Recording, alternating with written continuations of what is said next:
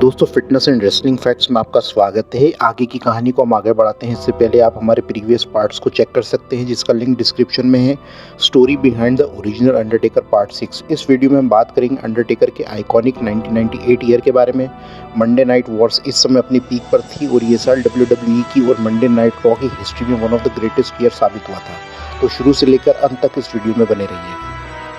Year 1998 के start में केन एक डोमिनेंट फोर्स बन गए थे WWE में और अंडरटेकर को वे बार बार चैलेंज करते रहते हैं, पर अंडरटेकर उन्हें रिफ्यूज़ कर देते हैं कि वे अपने खून से नहीं लड़ सकते। शॉन माइकल्स जो WWF चैंपियन थे, फेस करने वाले थे अंडरटेकर को रॉयल रंबल कैस्केट मैच में।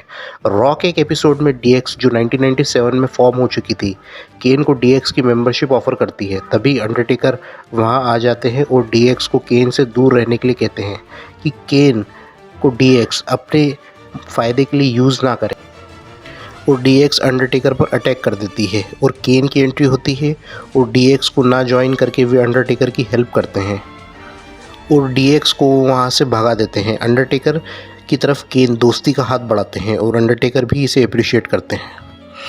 1998 रॉयल रंबल में तब बहुत सारे हील रेसलर्स अंडरटेकर पर अटैक कर देते हैं, जो सिमिलर था 1994 रॉयल रंबल मैच से। वो भी कैस्केट मैच था और ये भी कैस्केट मैच है। केन अंडरटेकर की हेल्प करते हैं, पर बाद में केन अंडरटेकर पर ही अटैक कर देते हैं और उन्हें कैस्केट में बंद करके कैस्केट में गैसोलीन डालकर वे आग लगा देते हैं। मार्च 2 रॉ के एपिसोड में अंडरटेकर फिर से अपीयर होते हैं और केन को रेसलमेनिया के लिए चैलेंज कर देते हैं और ये सेगमेंट काफ़ी सुपरनैचुरल था और अंडरटेकर केन को कहते हैं, can you will be rest in peace. WrestleMania 14 में अंडरटेकर वर्सेस केन का फर्स्ट टेलीवाइज्ड मैच था और वो बहुत स्पेशल था क्योंकि ब्रदर वर्सेस ब्रदर मैच का पूरा 1 साल लग गया था उसे बिल्डअप के लिए, और फाइनली वो मोमेंट आ गया था जिसका सबको बेसब्री से इंतज़ार था। केन वर्सेस अंडरटेकर मैचेस पर WWE ने काफ़ी इन्वेस्ट किया था क्योंकि पास्ट में WWE पेपर व्यूज़ ने इतना बिजनेस नहीं किया था, और बाद में ऑस्टिन वर्सेस माइकल्स मैच भी था जो वो भी स्पेशल था क्योंकि उसमें माइक टायसन भी इन्वॉल्व थे। WWE श्योर थी कि रेसलमेनिया 14 से वे काफ़ी प्रॉफिट अर्न कर लेंगे। केन वर्सेस अंडरटेकर मैच की बात करें तो ये एक अच्छा मैच था। अंडरटेकर को केन को डिफीट करने के लिए 3 टूबस्टोन पाइल ड्राइवर देने पड़े थे, तब जाकर अंडरटेकर केन को डिफीट कर पाए थे, और मैच खत्म होने के बाद केन ने अंडरटेकर पर अटैक किया था कि ये जंग अभी जारी रहेगी। और अगले 1 महीने बाद WWF अनफॉरगिवन में first ever inferno match introduce हुआ था, जिसमें रिंग के चारों तरफ आग ही आग रहती है और आपको अपने अपोनेंट को फायर में रख देना है जीतने के लिए।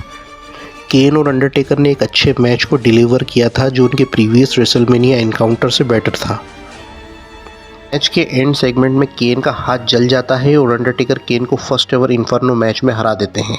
रॉ के अगले एपिसोड में अंडरटेकर ने बेरी विंडम को रेसल किया था और इन्हें हराने के बाद वे फिर से केन को चैलेंज कर देते हैं और केन पॉल बेरर के साथ वहां आ जाते हैं और यहाँ पॉल बेरर रिवील करते हैं कि केन उनके बेटे हैं। रॉ के अगले एपिसोड में केन का मैच गोल्डस्ट के अगेंस्ट था और अंडरटेकर मैच में इंटरप्ट करते हैं और केन पर अटैक कर देते हैं। मई 18 रॉ के एक एपिसोड में पॉल बेरर DNA टेस्ट के लिए एक लोकल हॉस्पिटल में जाते हैं, ये जानने के लिए कि केन क्या वाकई में उनके बेटे हैं या नहीं। तो डॉक्टर रॉ में अपीयर होकर DNA टेस्ट के रिजल्ट्स को रिवील कर देते हैं कि हाँ, केन ही पॉल बेरर के बेटे हैं। और फिर पॉल बेरर और अंडरटेकर की मदर पर कुछ बात करने लगते हैं और अंडरटेकर वहां आ जाते हैं और दोनों पर अटैक कर देते हैं। इसके बाद अंडरटेकर और केन की स्टोरी WWF टाइटल के लिए इन्वॉल्व हो जाती है। WWF ओवर द एज में Undertaker Austin versus dude love match में अंडरटेकर रिंग साइड प्रेजेंट होते हैं कि मैच फेयरली कंटिन्यू हो, और मैच के आखिरी में जब ऑस्टिन डूड लव को हरा देते हैं तो अंडरटेकर ऑस्टिन को एक नॉट सो गुड लुक से घूरते हैं कि WWF टाइटल के लिए वे उनसे भिड़ने वाले हैं। नेक्स्ट रॉ के एपिसोड में अंडरटेकर एक प्रोमो कट करते हैं और पहली बार अंडरटेकर एक कैजुअल वियर में दिखे थे और वे विंस मैकमैन को टारगेट करके कहते हैं कि अंडरटेकर के टाइटल रेन मतलब मेरे टाइटल रेंस WWF में हमेशा से ही छोटे समय तक रहते हैं क्योंकि विंस मुझे यानी अंडरटेकर को अपनी कंपनी का फेस नहीं बनाना चाहते हैं। टेकर हमेशा से ही कंपनी के लॉयल सुपरस्टार बने रहे, जबकि दूसरे रेसलर्स उनके समय के कंपनी को छोड़ के चले गए ज़्यादा पैसों के लिए। तुमने पॉल को ज़्यादा पैसे देकर मेरी फैमिली को WWF में इन्वॉल्व करके उन्हें इंसल्ट करा टीवी रेटिंग्स को बढ़ाने के लिए। टेकर ये भी कहते हैं कि जब वे अपनी फैमिली मैटर्स में बिजी थे तब ऑस्टिन ने WWF टाइटल को सिक्योर कर लिया और अब मुझे यानी टेकर को WWF टाइटल वापस चाहिए। इसके जवाब में विंस मैकमैन वहां आ जाते हैं और अंडरटेकर की तारीफ में वे कहते हैं कि इसमें कोई शक नहीं कि वे लॉयल रहे हैं डब्ल्यूडब्ल्यूएफ में, और वे अंडरटेकर को डब्ल्यूडब्ल्यूएफ टाइटल की अपॉर्चुनिटी भी देंगे कि तुम्हें अपने अपोनेंट को डिफीट करना होगा और तुम्हारा अपोनेंट है केन। रॉ मेन इवेंट में अंडरटेकर वर्सेस केन मैच में मिक फोली मैनकाइंड इंटरफेयर कर देते हैं और अंडरटेकर पर वे मैंडिबल क्लॉ अप्लाई कर देते हैं और अंडरटेकर केन से मुकाबला हार जाते हैं और अब केन ऑस्टिन के वर्ल्ड टाइटल के नंबर 1 कंटेंडर बन जाते हैं। किंग ऑफ द रिंग 1998 में ऑस्टिन वर्सेस केन वर्ल्ड टाइटल के लिए सेट हो जाता है और Mankind versus Undertaker match set होता है हेल इन अ सेल मैच के लिए। टेकर वर्सेस मैनकाइंड स्टोरी को ऑलरेडी हम हमारे चैनल पर डिस्कस कर चुके हैं, लेकिन टेकर वर्सेस मैनकाइंड का king of the ring 1998 hello in a cell match जिसके बारे में अब हम डिस्कस करेंगे वो ऑलरेडी डब्ल्यूडब्ल्यूई की हिस्ट्री में one of the all time brutal और ग्रेटेस्ट मैचेस में दर्ज हो चुका है और ये सच में एक मेमोरेबल मैच था। टेकर का ये दूसरा हेल इन अ सेल मैच था। टेकर और मैनकाइंड की जब फाइट की शुरुआत होती है तो दोनों की केमिस्ट्री बहुत अच्छी रहती है और जो बीट डाउन उनका एक दूसरे के अगेंस्ट था काफ़ी रियलिस्टिक और ब्रूटल था और दोनों ने सेल के ऊपर फाइट किया था। अंडरटेकर ने सेल के ऊपर से मैनकाइंड को नीचे फेंका था जो स्क्रिप्टेड बिल्कुल नहीं था और मेडिकल स्टाफ मैनकाइंड को चेक करने के लिए आ गया और विंस मैकमैन भी मैनकाइंड को चेक करने के लिए वहाँ पर आ गए अपने कैरेक्टर को ब्रेक करके, पर मैनकाइंड ने फाइट करना जारी रखा। दोनों अपोनेंट सेल के ऊपर लड़ने लगे थे और उनके अटैक्स ब्रूटल और इंसेन थे और अगर आज के व्यूअर्स इसको देखेंगे इस मैच को तो वे कहेंगे कि ये बच्चों के देखने लायक तो बिल्कुल ही नहीं है और उनके द्वारा मूव्स जो परफॉर्म उन्होंने करे हैं बहुत ही खतरनाक हैं। पर ये एक मैच लैंडमार्क मैच साबित हुआ था और इतना over the top brutal match WWE में इससे पहले कभी नहीं हुआ था। मैच के दौरान दूसरी बार अंडरटेकर ने फोली को सेल के ऊपर पटका, सेल टूट गया और फोली सीधे रिंग में जाकर नीचे गिरे। फिर भी उन्होंने फाइट जारी रखी और अंत में अंडरटेकर ने जीत हासिल करी। दोनों अपोनेंट्स लहूलुहान हो गए थे और असलियत में मिक फोली 2 बार मैच के दौरान बेहोश हो गए थे। बाद में ऑस्टिन वर्सेस केन के फर्स्ट ब्लड मैच में दोनों मैनकाइंड और अंडरटेकर ने इंटरफेयर कर दिया था। अंडरटेकर ने ऑस्टिन को चेयर शॉट दिया जिससे ऑस्टिन ब्लीड करने लगे और मैच के स्पेकुलेशन के चलते केन नए वर्ल्ड चैंपियन बन गए थे और मैच के दौरान ही अंडरटेकर ने गैसोलीन से रेफरी को जलाना चाहा था जो अंडरटेकर की तरफ से काफ़ी अनयूजुअल एक्ट था। नेक्स्ट रॉ के एपिसोड में अंडरटेकर कहते हैं कि उन्हें जो करना था वो उन्होंने कर दिया किंग ऑफ द रिंग में और विंस वहां आकर कहते हैं कि अंडरटेकर ने केन की हेल्प की है डब्ल्यूडब्ल्यूएफ टाइटल जीतने में और तुम्हें पता है कि तुम केन को हरा सकते हो पर तुम स्टोन कोल्ड को नहीं हरा सकते हो। इससे ये जाहिर हुआ कि अंडरटेकर ने आसान रास्ता चुना डब्ल्यूडब्ल्यूएफ टाइटल को जीतने का। उस रात रॉ के मेन इवेंट में ऑस्टिन वर्सेस केन का डब्ल्यूडब्ल्यूएफ टाइटल के लिए रीमैच सेट हुआ था और अंडरटेकर रिंग साइड में प्रेजेंट थे और ऑस्टिन ने अपने टाइटल को फिर से कैप्चर कर लिया था। ऑस्टिन ने टेकर को भी स्टनर दे दिया और शो ऑफ एयर हो गया और दोनों टेकर और केन ने अपनी नज़रें वर्ल्ड चैंपियन ऑस्टिन पर गड़ाई। उसके अगले हफ्ते रॉ के एपिसोड में केन और मैनकाइंड ने टैग टीम फॉर्म कर ली थी और उन्होंने न्यू एज आउटलॉस को डिफीट कर दिया था और वे नए वर्ल्ड टैग टीम चैंपियंस बन गए थे।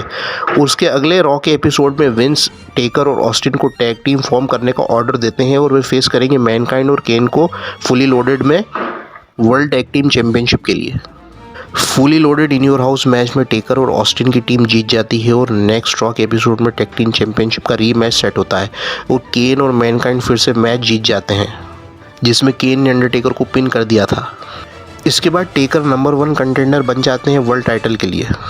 स्लैम 1998 से पहले केन और अंडरटेकर में पार्टनरशिप होती दिखाई दी थी और रॉ के एक सेगमेंट में केन अंडरटेकर जैसे ड्रेसअप होते हैं और ऑस्टिन पर अटैक कर देते हैं। ऑस्टिन फाइट बैक करते हैं और उन्हें एक कार में डाल देते हैं और उस कार को अंडरटेकर ड्राइव कर रहे थे और ऑस्टिन इसको देखकर सरप्राइज हो जाते हैं। रॉ के अगले एपिसोड में केन और अंडरटेकर साथ में दिखते हैं और विंस दोनों भाइयों को साथ में देखकर खुश हो जाते हैं। और स्लैम 1998 में अंडरटेकर वर्सेस ऑस्टिन मैच में ऑस्टिन रियल में नॉकआउट हो जाते हैं। उनकी याददाश्त थोड़े समय के लिए चली जाती है और रेफरी ऑस्टिन को संभालते हैं और जैसे जैसे मैच कंटिन्यू होता है और ऑस्टिन अपनी तरफ से पूरा जोर डालते हैं कि इस मैच को वे बेटर बना सकें। ऑस्टिन मैच को जीत जाते हैं और अंडरटेकर अपने हील टर्न को टीज करते हैं। केन अंडरटेकर की साइड आ जाते हैं। इसके बाद ब्रेकडाउन इन योर हाउस में अंडरटेकर को वर्ल्ड टाइटल की फिर से एक अपॉर्चुनिटी मिलती है और ये एक ट्रिपल थ्रेट मैच था जिसमें दोनों टेकर और केन ऑस्टिन को पिन कर देते हैं और विंस कंफ्यूज हो जाते हैं कि किसको वो वर्ल्ड चैंपियन घोषित करें। Judgement day in your house में टेकर वर्सेस केन का मैच सेट होता है वेकेटेड WWF टाइटल के लिए, और इस मैच में ऑस्टिन रेफरी होते हैं।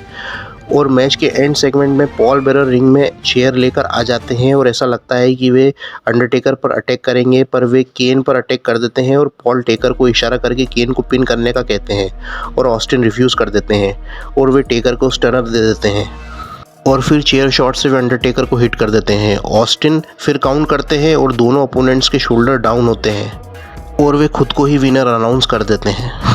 और उसी नाइट विंस मैकमैन ने ऑस्टिन को फायर कर दिया था और अगले रॉ के एपिसोड में ऑस्टिन मैकमैन को अगवा कर लेते हैं।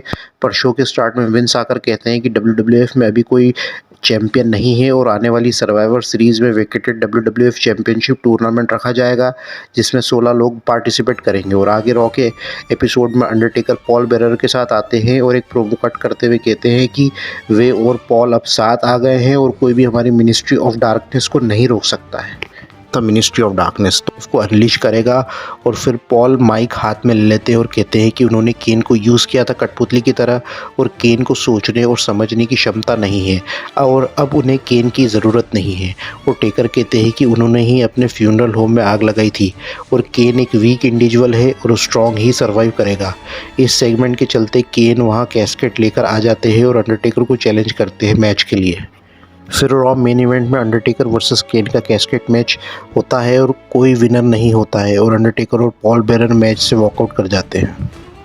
Next week Shane McMahon Austin को रिहायर कर लेते हैं और फिर ऑस्टिन का मैच उसी रात कीन शेमरॉक के साथ होता है और मैच में मैकमैन के बंदे इंटरफेयर करते हैं और ऑस्टिन की मदद के लिए मैनकाइंड वहां आ जाते हैं और शेमरॉक को मैंडिबल क्लॉ लगा देते हैं। ऑस्टिन रिंग में आकर शेमरॉक को स्टील चेयर से मार देते हैं और ऑस्टिन मैच जीत जाते हैं।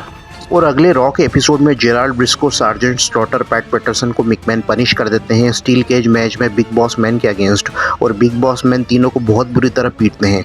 ऑस्टिन और शेन भी वहां आ जाते हैं, तब अंडरटेकर भी वहां आ जाते हैं और ऑस्टिन के साथ अपने आप को स्टील केज में लॉक कर लेते हैं और तभी केन भी वहां आ जाते हैं और अपने पायरो से स्टील केज मैच में आग लगा देते हैं और शो ऑफ एयर हो जाता है। फिर सर्वाइवर सीरीज 1998 डेडली गेम्स में केन वर्सेस अंडरटेकर का फर्स्ट मैच होने वाला था। अंडरटेकर केन को हरा देते हैं और टेकर सेमीफाइनल तक चले जाते हैं जिसके बाद उनका सामना रॉक से होने वाला था। अंडरटेकर वर्सेस रॉक मैच में केन इंटरफेयर करते हैं और रॉक डिस्क्वालिफिकेशन से मैच जीत जाते हैं। केन और अंडरटेकर की फाइट जारी रहती है और दोनों लड़ते लड़ते क्राउड में चले जाते हैं और उस रात द रॉक नए WWF चैंपियन बन जाते हैं और विंस के साथ अलाइंड हो जाते हैं और विंस अपने फैक्शन में और बहुत सारे रेसलर्स को ऐड कर लेते हैं जिससे उनका नाम कॉर्पोरेशन होता है और the rock the corporate champion कहलाते हैं। दोस्तों ये था 1998 का साल। अंडरटेकर के साथ WWE का भी लैंडमार्क ईयर साबित हुआ है और एटीट्यूड एरा का आगमन हो चुका है। रॉ ने अप्रैल 1998 में रेटिंग्स में नाइट्रो को बीट किया था after the loss of 83 consecutive weeks. Kane versus Undertaker plus WWF championship के लिए स्टीव ऑस्टिन के साथ dispute one of the greatest story tellings रही है अभी तक की रॉ की हिस्ट्री में। और आगे के पार्ट में हम डिस्कस करेंगे अंडरटेकर के करियर का अभी तक का सबसे ईविल और डिमोनिक कैरेक्टर और जिसने अपने खुद का फैक्शन फॉर्म कर लिया था जिसका नाम था मिनिस्ट्री ऑफ डार्कनेस। तो आगे के पार्ट में हम उसको डिस्कस करेंगे। तब तक आप स्टे अपडेटेड रहिएगा fitness and wrestling facts channel में।